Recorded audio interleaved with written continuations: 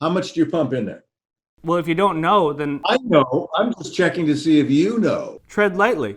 Oh, very good. Have you ever wondered what it would take to get a cloud to form at your fingertips?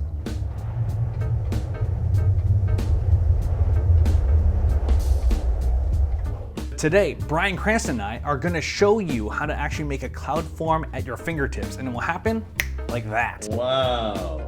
Welcome to Impossible Science.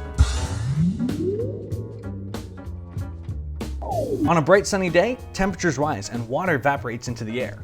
These water molecules rise up high into the sky. The higher they go, the cooler the surrounding temperature becomes. The water vapor then cools and condenses on tiny particles of dust that are flying in the atmosphere. This condensation of water on dust eventually becomes visible, and it's what we call clouds. Eventually, this condensation builds up so much that it's too heavy to be airborne, and the droplets fall back down to the ground, which is what we call rain. So if you ever want to make a cloud appear, all we have to do is get the air to cool down enough so that the water droplets condense to form a cloud.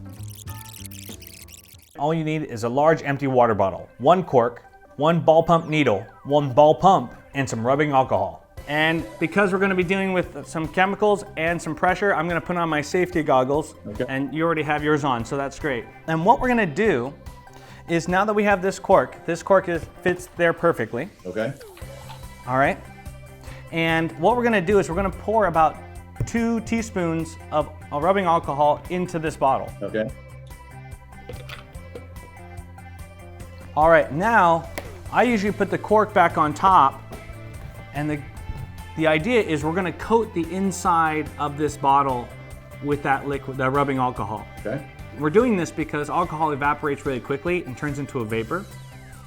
And when we were learning about clouds earlier, we realized that water will condense onto a seed particle like dust. And in this case, we're going to use that alcohol molecule. All right? Once we're done, we can pour out the excess.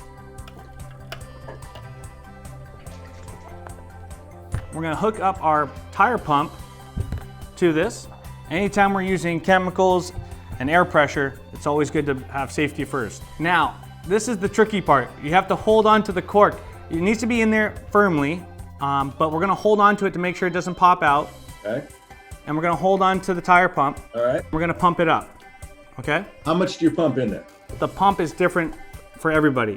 So in this case, we're going to pump about 7 times. Ready? Yep. So 1, 2, 3, 4, 5, 6, 7. And you can feel it in there. Yeah. By pumping this up, we've raised the pressure inside this bottle. By pulling off this cork, the pressure is going to decrease rapidly, and that air should condense. Okay. So on 3, ready? All right. 1, 2, 3. 4, 5, 6, 7. Wow.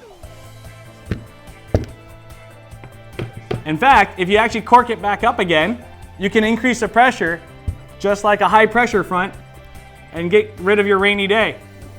And it will actually turn clear again. Oh, really? Now, wait a minute. Why would it do that? By increasing the pressure, we're increasing the temperature ever so slightly back in the bottle. Wow. That's cool. Bryan, thank you so much for coming on the show. Really appreciate it. Thank you very much. It was fun. Turns out, as crazy as it sounds, to form a cloud in your house at your fingertips, it is possible if you know a little bit more about science.